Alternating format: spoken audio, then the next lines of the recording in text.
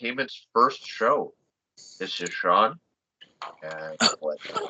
Hey guys, I'm Mike. Sean and I have been sports fans in the city of Buffalo for our whole lives going on. I don't want to mention how old we are, but yeah, we're here today to talk about all things sports. We're going to primarily focus on wrestling, football, and different things that we both enjoy talking about. So with that, we're going to actually get into our thoughts on the world of WWE, AEW, and everything else wrestling. And for this particular episode, we are going to talk about the week that was. So with that, So we're not that old. God, man. so with Age that, defying. with that, we had Monday Night Raw this week, and it was a good one. We had a fantastic steel cage match that was the main event between CM Punk and Seth Rollins, with a really fun, surprising return at the end of that show. In our tribal chief, Roman Reigns, came back at the end of that show, pulled Seth Rollins out of the cage, giving him the win over Punk. But then he just, had an excellent brawl with him, speared him down. They had to have Adam Pearce come down, and all the regular WWE goon squad that comes down and sort of separates everybody. And then after that, we had a really interesting Roman seeing CM Punk or Paul Heyman and CM Punk in the ring, and kind of just made him go crazy. And then he goes in the ring and blasts CM Punk with a spear. And I think for all intents and purposes, guys, I think this is going to be a triple threat at WrestleMania, probably the main event of night one. I mean, we all knew that Roman was in no way, shape, or form missing Mania. It was the point of how did they work him into it and what exactly is his storyline going to be. I mean, we all pretty much knew that it was going to be involving Rollins in some way. And I'm interested to see how exactly they work the Punk aspect of it in.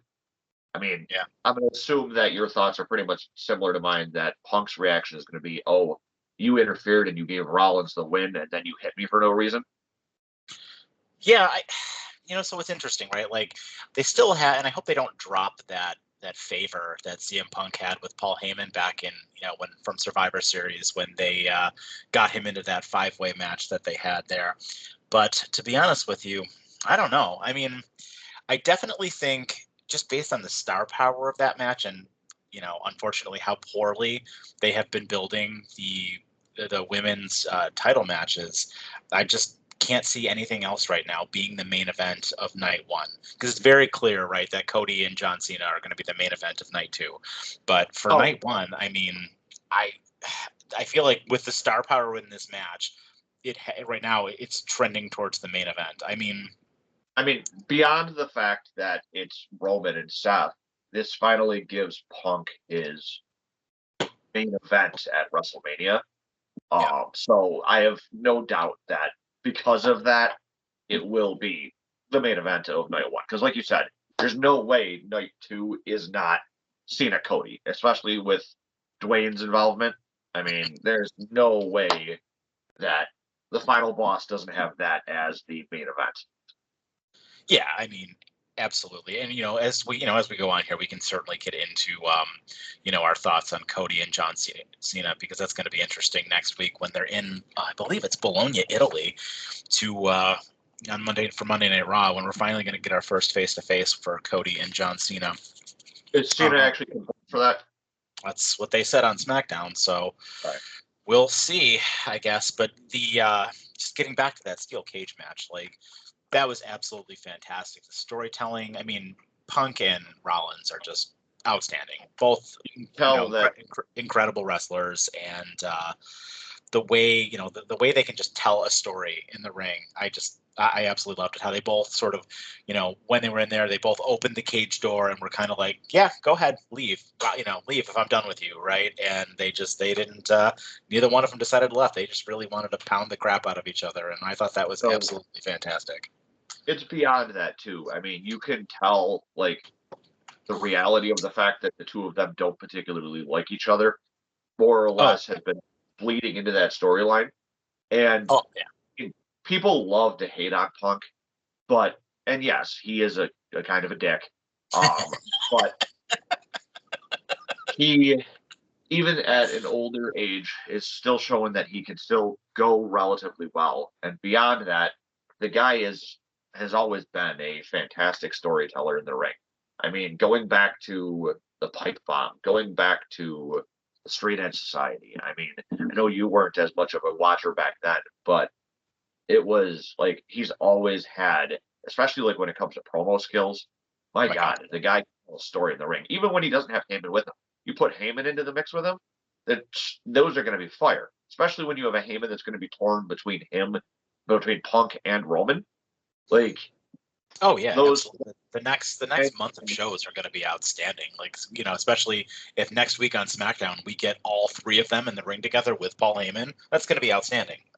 dude, and Rollins on the mic is fantastic too. I mean, just the sheer amount of skill that's going to be in there is, just from a storyline perspective, going to be absolutely a masterpiece. Like I Oh yeah. find it hard to think of a way that they ruin this unless Bianca Belair interferes. We will certainly What? get into women's wrestling a little bit more later. Yeah, I completely agree with you. And I honestly, I mean, I loved last year when, Cody winning the title at WrestleMania last year was awesome. And I mean, I cried. Like, I thought it was incredible, but I mean, hands down, in my opinion, feud of the year was CM Punk and Drew McIntyre. Like, Oh, yeah, for sure. outstanding. I mean, the real life beef on Twitter, or X, excuse me, and and everything else just going on, all the promos, all the different segments that happened, and just the way that Don't, they were able to tell that story was just outstanding. They did such a good and job. don't forget the absolutely sublime trolling from Drew McIntyre that entire feud. I mean, That was so good. taking pictures with Jack Perry, the shots at his wife and his dog. I mean, the sublime. Like you would think that he was a fat guy living in his mom's basement on Reddit with the amount of trolling he was doing. True that. True that. Yeah, but the match was excellent, and both of them hitting finishers on each other and everything, just hard hitting, and CM Punk, like I said, he's been excellent so far since his return to WWE. Oh, So, and I know we're all a little bit leery of that when he first came back. As much of as cool as it was seeing him finally back where he belonged, um, we were all a little bit leery as to what kind of attitude he was going to have coming in. So I think in addition to what we're talking about here with the shows, we should also talk about what we are going to be expecting for Mania coming up too. yeah, I definitely agree. And I mean, with this one, and we'll certainly get into this into another video, but I mean, anyone could win this one, right? I mean, any Yeah. one of the three of these guys could win this match, assuming this is the direction that they go and we get this triple threat. I mean, it's probably Roman that wins because Roman didn't win last year, but I mean, any one of these guys could win. And I mean, Heyman could turn. I mean, hell, Heyman could align himself with Seth Rollins. Wouldn't that be hysterical? That would be awesome. How about a swerve that another Paul Heyman guy shows up and the match doesn't have a definitive ending? It's true. That's true. What if Lesnar shows up? Yeah. I mean, and I know he's holding the IC belt right now too, but a lot of people have been whispering that Braun Breaker might be a surprise Paul Heyman guy. He's been getting a lot of backstage, talking and sort of help from Paul Heyman as well, because that guy's going to be huge. He's going to main event plenty of WrestleManias in his future, 100%. I think his Mania this year is going to be taken up though with probably a multi-man match. Yeah, you're probably right, and we'll get into the story with him a little bit later in the show here. So let's get to how Raw started then. So Raw opened up with, as usual, my man Jey Uso coming in through the crowd. Love him. Coming in through the crowd like he always does, and the crowd just loves Jey Uso. He's so The over, and the it's fact just that it's awesome to WWE see. the fact that WWE has turned one word into such a craze for them is absolutely hysterical to me. Like, Yeet. and when you have Pat McAfee losing his mind at ringside to Yeet, it's absolutely hysterical. Even Michael Cole being like a dork. I love it. Oh, Michael Cole is the definition of the word dork. But I don't know what we would do without him. I actually, at this point, I think Michael Cole has surpassed JR. Certainly an argument to be made for that. Yeah, but I mean, he's been yeah, at the top. He's definitely improved a lot since Vince left. oh, for sure. Without having Vince in his ear, 100%. Him actually being able to have opinions and commentate without being told he couldn't say certain things. My God, it has improved his game 110%. Yeah, completely agree. Completely agree. So, unlike Raws of the last few weeks, I mean, this feud has been going on since, before the Royal Rumble when they initially had their initial match where Gunther had beaten Jey Uso at the Saturday Night Main Event prior to the Royal Rumble. But Yep. it went right into a match against Grayson Waller, and obviously, this is relatively like a nothing match. Jay beat him pretty handily, and then Gunther comes out after the match and chokes him out, and I don't know. I kind of struggle with this one, right? Like, I recall Theory tried to interfere as well, right? I mean, he came out with Grayson Waller, and there was like a little bit of shenanigans going on. But I mean, after it was all over with, the same kind of thing seems to be happening every week with this, and it's just not. I don't know. I love Jey Uso and I love Gunther. I think Gunther's one of the best wrestlers in the world, but this feud is just not doing it for me. Like, I It's don't know. not really story. Yeah, no, I mean, it's really not. And it seems so, and I would love to be proven wrong, but it seems so apparent to me that Jay is going to beat him at WrestleMania, and it's just going to be kind of like a really feel good moment. I can't see with the way that this story has been going, I cannot see how this is the main event of night one. Like, frankly, I So, don't think that it deserves it. And I don't know. What do you think? I think this is going to be the opener for night one. Maybe night two, but it's going to open one of the two nights. And my issue with it is, like you said, it feels like it's almost the exact same thing every week. Even when Jay ends up getting one over on Gunther, at the end Gunther still ends up kicking him down. My overall issue though is this kind of feels like a rehash of last year with the Intercontinental Championship with Sammy, Yeah. where in the lead up to Mania, it was just nonstop beatdown after beatdown after beatdown, where there was no question that Sammy was going to win last year. Just like this year, you have almost no doubt that you're going to see that feel good moment of Jay eating with the belt. And nothing against Jay. Jay 100% deserves it. The amount of work he's put in, the amount of improvement he's shown in the years that he's been there, that's the definition of company man, but he has gone above and beyond to improve himself, it seems like. And he deserves the belt. But I just feel like it could be, I don't know, told a little bit better, maybe.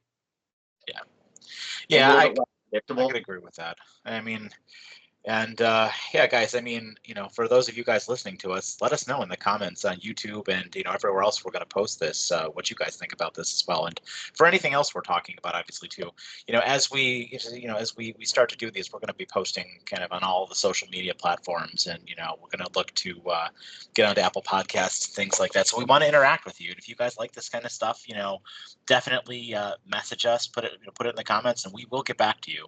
We're really eager to engage with everybody and just kind of hear what you guys think as well. So I'll be side streaming on Twitch alongside this going forward, probably playing WWE 2K25 or other sports games while we talk potentially against each other. But get a side stream going, and like Mike was saying, we can get any input from the audience is well put, well accepted. We want your thoughts. We want to know what you think we should talk about. Anything along those lines. And we'll put all the links to that in the comment section.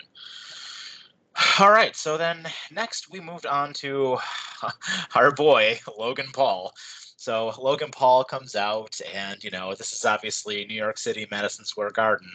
Logan Paul comes out, and he cuts typical Logan Paul promo as he comes out. There clearly had to be a plant in the audience, but he ripped a dude's shirt off of him that said "I hate Logan Paul."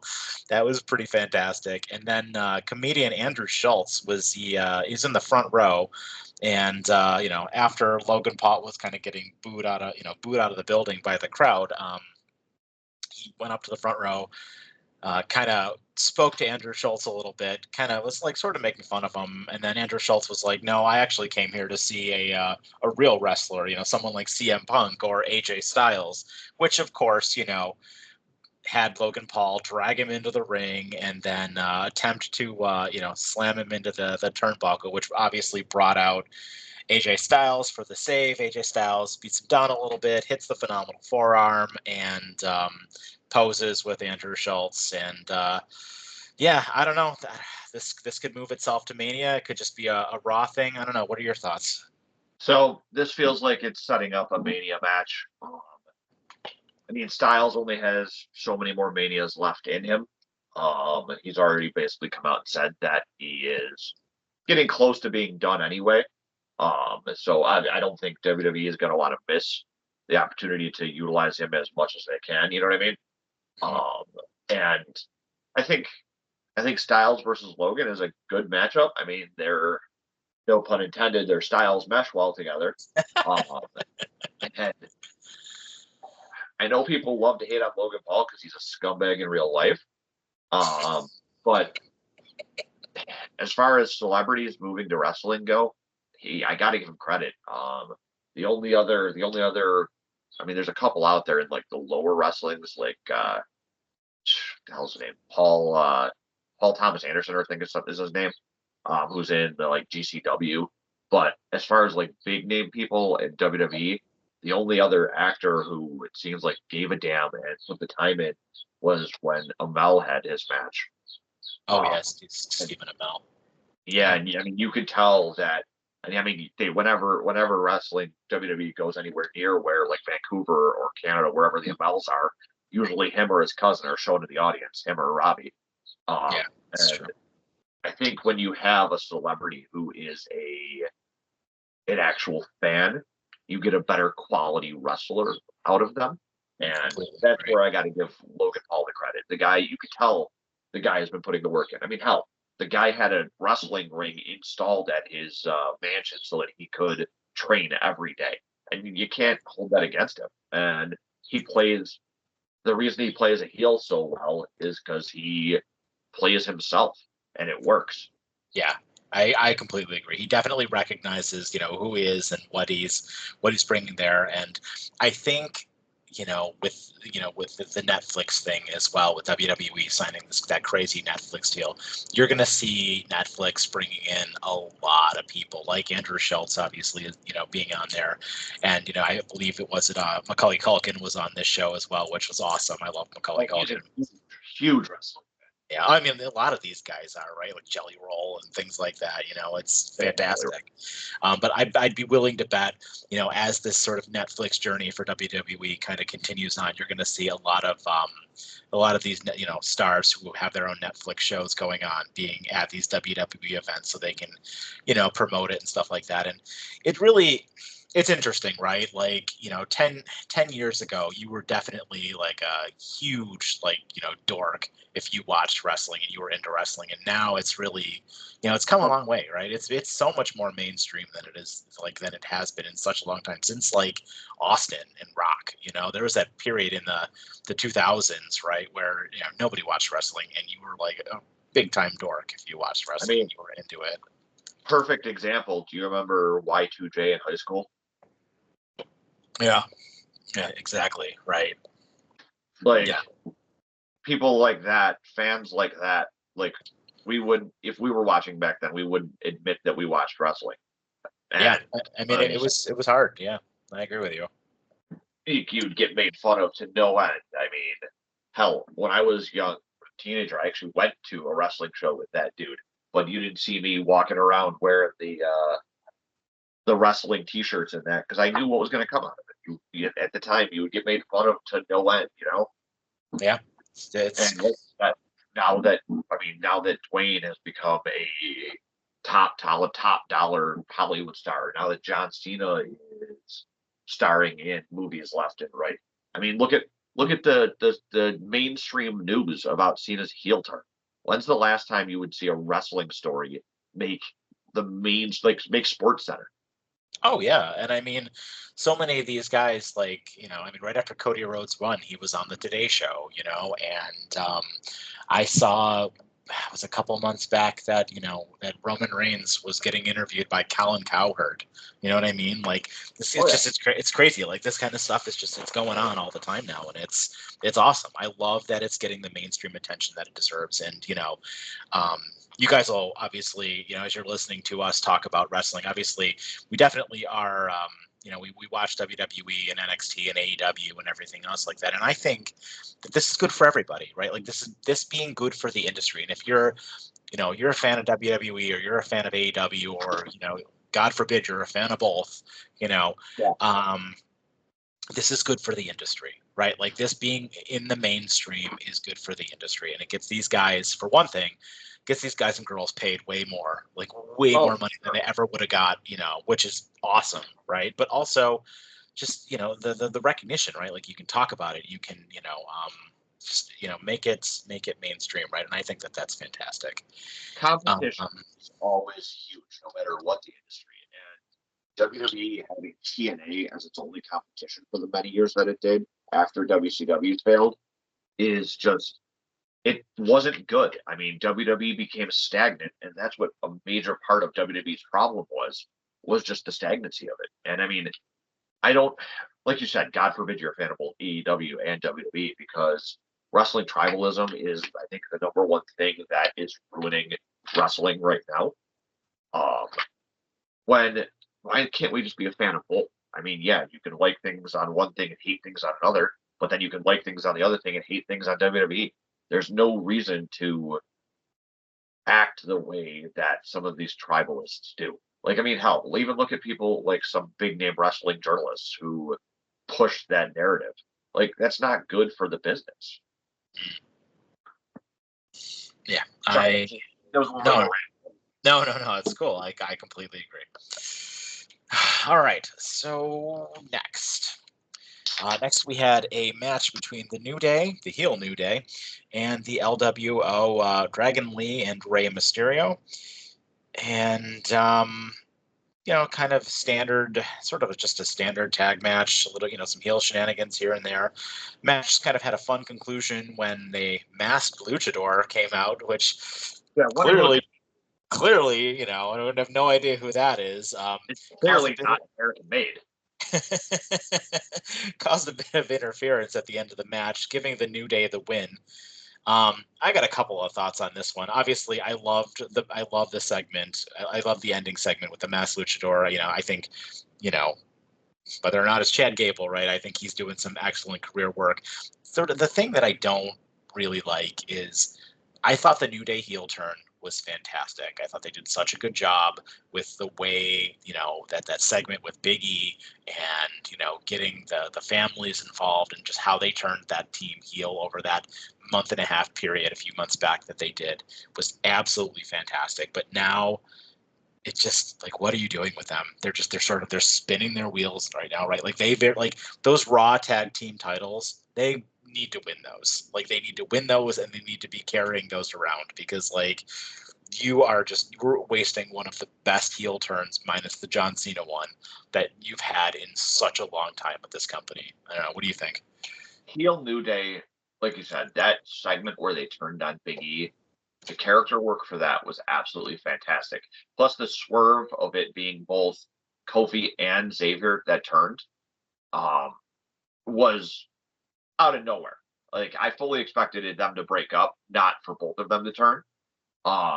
The only problem I have, I think, with it is that you see too much backstage stuff nowadays versus how wrestling used to be. and the world sees what that Biggie Woods, Xavier are still all out there and friends and everything. And so I feel like that's part of the problem. And then the other part of the problem is like it just stagnated. Like they got into this feud with Mysterio and the LWO and everything. Where is it leading to? Like, yes, I'm glad that Gable interfered, or quote Gable interfered after his quest to find the Lucha magic. But unless is this going to get us like, is this going to lead to the New Day and Gable as a luchador versus Ray, Dragon Lee, and Big E at Mania? Maybe. I don't know. I still don't think that we're going to see Big E at I Mania, feel like but that we'll see. Well, yeah. I mean, it seems like the right thing yet, but I just feel like you're rushing that story, right? Like we do have a 2-night SummerSlam coming up. I could certainly see it, see it, happening there, but I guess time will tell. But it was also interesting, right, where you had Kathy Kelly, who, by the way, she's fantastic, doing some of the best work of her career as well. Talking in the back with Chad Gable, and then you see the masked luchador getting taken away. So that was really funny, and that's what I want in my wrestling. Like I love the humor, and I thought that was an absolutely fantastic segment. So then next we had the Judgment Day Clubhouse, and Liv and Raquel and Carlito and Dirty Dom all in the back, having a bit of a fun, a bit of a conversation, although they weren't playing 2K25 this time. And then, Angry Finn Balor comes back, and I don't know, it kind of seems like Dom is now the de facto leader of the Judgment Day, because Dom tells Finn he got him a match with Braun next week for the IC title, and I don't know. That's super interesting to me, and very curious to see where it goes. And I know Dom has been pushing for a new member to join the Judgment Day, so it should be very curious to see who that's going to be, when and if it happens. So I feel like there's two ways that this could be going.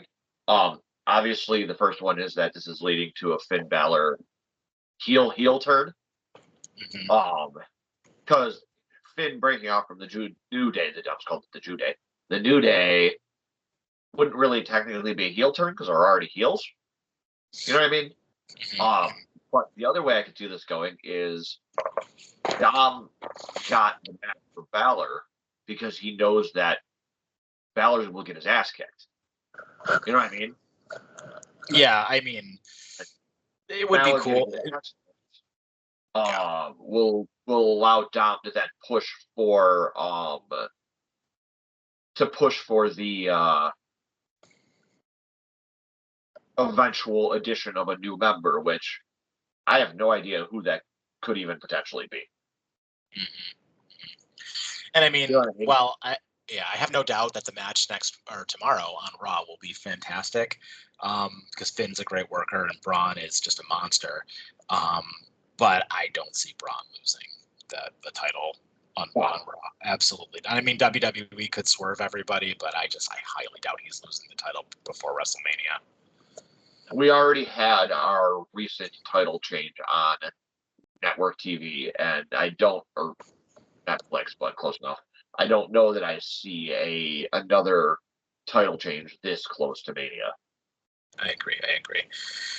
So after that, we got our aforementioned Macaulay Culkin pop, which was hysterical. And then my man, Cody Rhodes, the most over man in professional wrestling, the hero of WWE, QB1, came out for another just amazing promo, because that's all Cody does, is just cut fantastic promo after fantastic promo.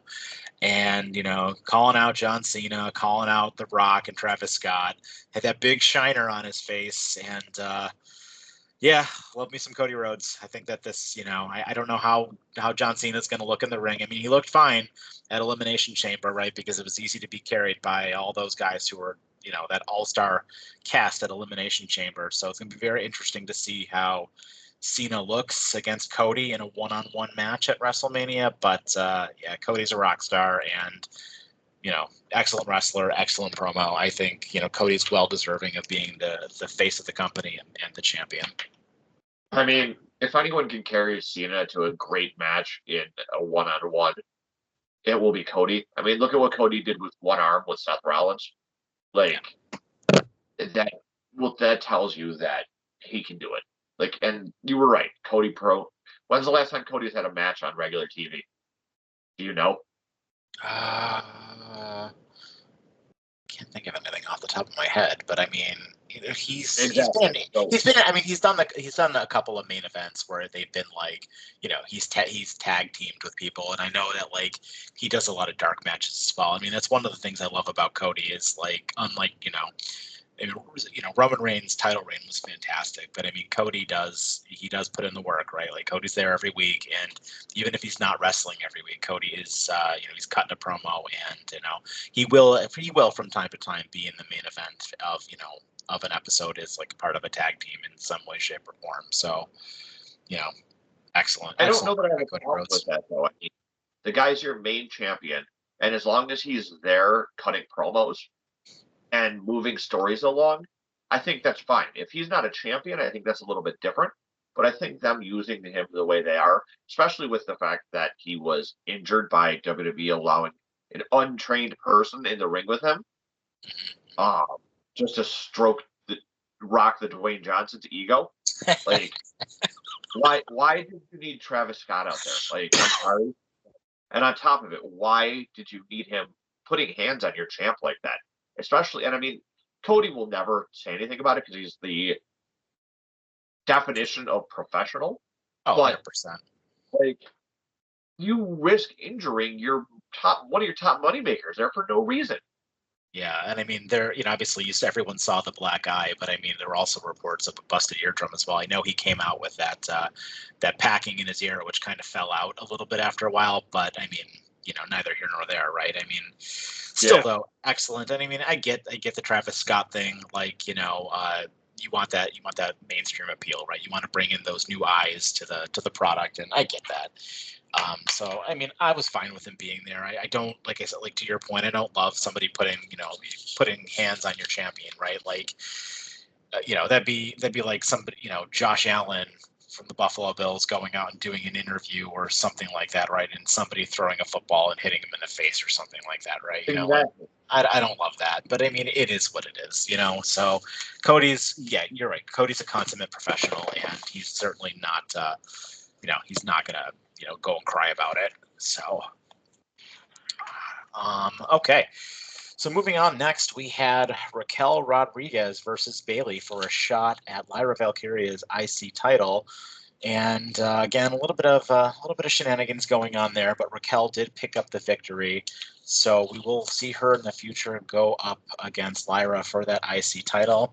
I don't know how I feel about that one. I mean, I think, like, I like it. I don't think Lyra's going to lose that anytime soon, and it's very likely that she'll have a match against Bayley. I really hoped that since them introducing these titles, both the women's IC and the women's US title, that they did more with them. I mean, I think Lyra's a good champion, and I also think that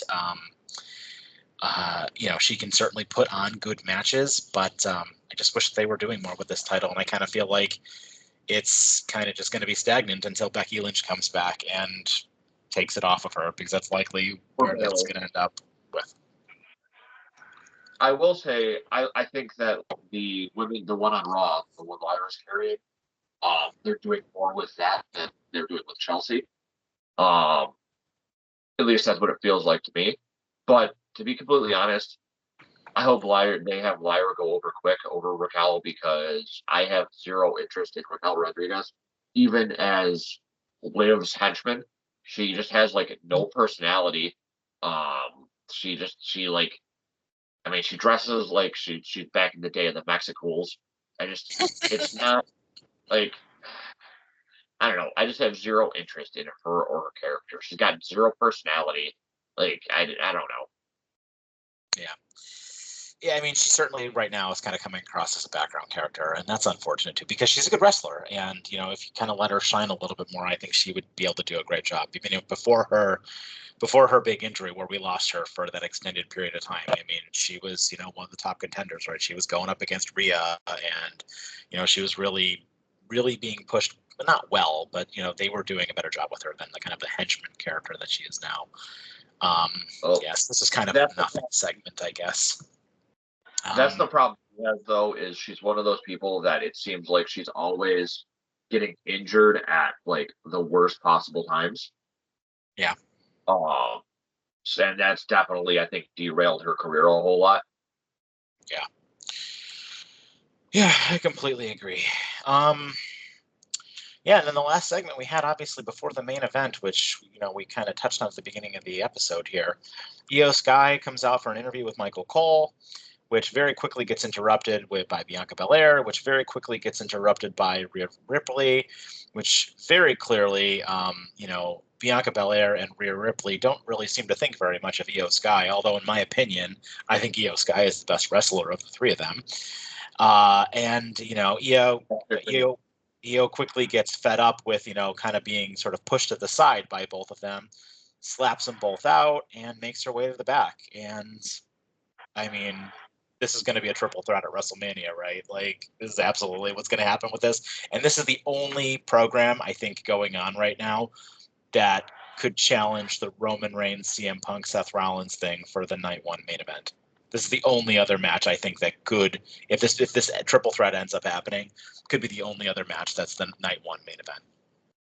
Yep, and which is unfortunate because I definitely have opinions on this match and its participants. Io Sky, fantastic. The WWE has been high on her for a while.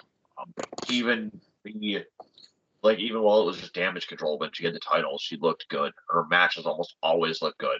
She is a phenomenal worker in the ring. Rhea Ripley, great promos, great bruiser in the ring. I was honestly shocked that she dropped the title to Io when she did, um, especially considering I think the bad choice it was from WWE to have Bianca Belair win the belt, or not win the belt, win the Elimination Chamber, um, because that's where my problem comes in. Bianca Belair is booked badly, and her character is almost non-existent. You know what I mean? Like, she doesn't sell well. She literally just, her character is that she's, oh, I'm the best at everything. I'm better than everybody, so I just win. And WWE just has her. It's almost like the Charlotte treatment, where Charlotte, like, you go into a match and you already know how it's going to end. It's the Charlotte one wins reason long. why. Exactly. It's the one reason why this being a triple threat match, I think, is the only thing that saves it, in my opinion, because this gives them an out on having Bianca win. Because Io has two different people that she could pick. Well, and honestly, I think I disagree with you here. I think it's the exact opposite. And although I love that they put the title on Io, I have a feeling that the bigger money match for WWE is just a straight singles match between Rhea and Bianca. And I think Io was in this match to take the pin. And I think that I get it that I get it. She's the champion and she did just beat Rhea, but she beat Rhea because there was a bigger story being told on the outside of that outside of that match on Raw 2 weeks ago. So your money match and your SummerSlam, your 2-night SummerSlam coming up in Minnesota this year. Rhea Ripley versus Bianca Belair. I mean, other than Becky Lynch and Charlotte Flair, you do not have bigger stars in the women's division right now.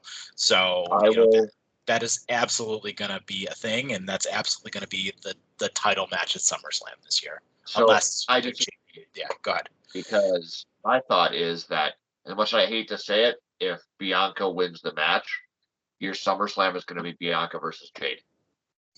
I could see that too. Unless I have a do that because sooner. This whole story that they're telling with that whole event, honestly, I would be okay with Bianca losing this match because Jade interferes and takes her out, because that's the story that Bianca should be involved in, not this story. Yeah, I could see that. I mean, they've, I've heard the stories about Jade, some of the backstage nonsense with Jade and how some people think she's not a great professional wrestler. But you know what? You can't blame presentation though. I think they've presented Jade like a rock star. They've certainly made her look like a really big deal, and I think she looks great. I don't see all of the not being able to work stuff. They've definitely put her in there with like a lot of good people. And, I think Bianca's fine. Like, I think Bianca does a good job for the most part in the ring. I wish she sold a little better, but I think pairing her with Jade is smart, and it certainly, presents Jade as a really big star. And you're absolutely right. There has to be a match between the two of them after Jade and Naomi finish their program. That's my other problem, though, that it shouldn't have been Jade and Naomi. It shouldn't be Jade and Naomi at WrestleMania. Nobody wants to see that match. It should be Jade and Bianca. That's a WrestleMania match. I mean, I don't know. I don't know if that match is even going to make it to WrestleMania. It might. I mean, their promo was excellent. The promo that they had the previous week. We'll get to that later, though. Yeah. But I mean, Naomi definitely did a good job, and I mean, when's the last time we saw good character work out of Naomi, right? Like when she cut that promo in the ring last week, I thought that was excellent. She did great character work, and that was a good job. Yeah. So Raw was a good show, and I liked it. They just keep building towards WrestleMania. We got some good, certainly got some good programs, and yeah. So then we had NXT Roadblock this week. That was a fun show. A lot of big matches on that show. A lot of TNA crossovers and some real good stuff there. We started NXT with the Hardys back in WWE and wrestling Axiom and Frazier and for the TNA tag titles. And I mean, there was no doubt the Hardys were not gonna they weren't losing the TNA belts, and certainly a feel good moment to put those guys over. But that was fun. That was NXT is always fun, and in my opinion, NXT is NXT is the best professional. Like if you want just wrestling, NXT is the show to go to more than anything else. For sure. I absolutely love the TNA NXT crossover, and I kind of wish we would see it a little bit more on the main roster too, just because I feel like it would help with some of these stories. So there's a lot of like nothing burger stories that are going on that we could be telling better stories with WWE having access to more superstars, even if they're not like directly their own. But how many TNA superstars are former WWE people? Like, I mean, hell, TNA's authority figure is Santino, for God's sakes. Like, I don't know.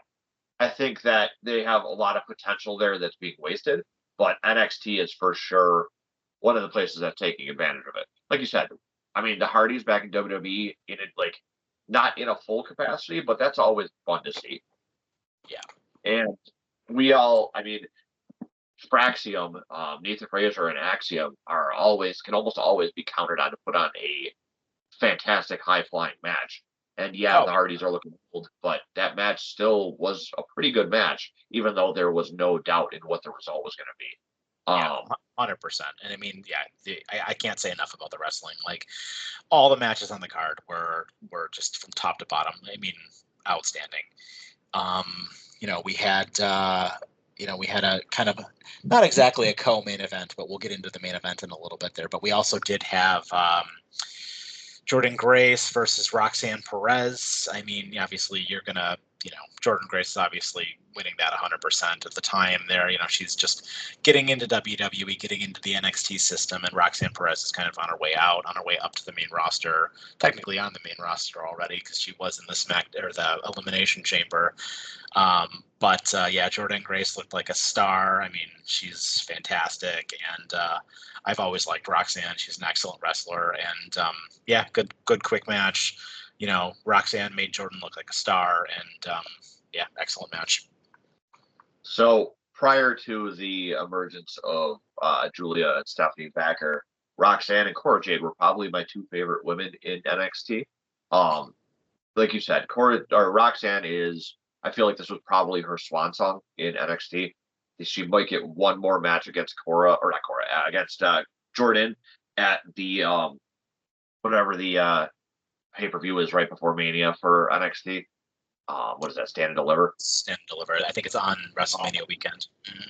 Yeah, I could see that Roxanne getting her actual swan song match there. But you can pretty much tell that her time at NXT is coming to a close. And honestly, I'm kind of shocked that with WWE signing Jordynne Grace, that she went to NXT and didn't immediately go to the main roster. And I can't see her stay in NXT lasting that long. Yeah, I can see that. The woman is a powerhouse. The woman already has incredible skills that she brought over from her time in TNA, and where she was incredibly well polished. Her background is just incredible. I expect her to be, I don't know if I would say Charlotte level, but in matches like that sooner rather than later. Completely agree. Honestly, that's not a match I would mind seeing, is her versus Charlotte. I'm sure we'll get it sometime down the road because, Charlotte, she's always going to be on our screens until the end of time. Yeah. All right. Then the NXT title was on the line for the third match of the evening with Moose challenging my man Obafemi, and this was outstanding. Obafemi is he's a monster. He looks so good. He's going to be, if he's not the next Brock Lesnar, you've made a mistake. Like, he's outstanding. He looks so good. Femi hit that fall from grace, power bomb, just outstanding. What a good match. And, hard fought, hard hitting. And the crowd was like, the crowd loved this match. The cheering was outstanding. Hats off to that NXT crowd. They do such a good job every week. This was such a good match. I loved it. Obafemi defeated Moose. Obviously, he wasn't going to lose the NXT title here, but yeah, outstanding. And it was really cool to see The Undertaker backstage giving Obafemi a pep talk before the ring, telling him that it's your yard, man. Go win it. Go love, go and make this your house. Yeah, absolutely fantastic. What did you think? So my first thought was, I'm still kind of surprised that they put the title on Oba as fast as they did. Especially given the fact of the type of character that he is. Like, finding a way to have him lose outside of like some sort of shenanigans seems like it's gonna be like impossible to do. And he's your typical big man, and in the words of Big E, this was a fantastic match of big men slapping meat. And hats off to Moose from TNA. Like, the dude is, for a former football player, incredible. It's funny seeing him as an X Division champion, though, considering that the X Division was started by people like AJ Styles and little guys that it's turned into what it is. But for a guy his size that can move as well as he does, like you said, there was no doubt the way this match was going to end. The Undertaker thing was cool. And I will say, I know you don't really watch TNA, but I follow it occasionally. They actually carried over his Moose's Lost storyline into TNA this week. So it'll be interesting to see what they do with like that kind of stuff going forward. Yeah, completely agree.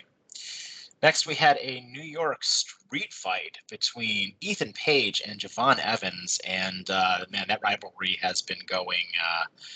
That rivalry has been fantastic. I love All Ego Ethan Page. I think that was an excellent bring in, from AEW, and yeah, they did a really good job with this match. It was really tense. They did a good job. There was no no blood spots or anything, although maybe there should have been.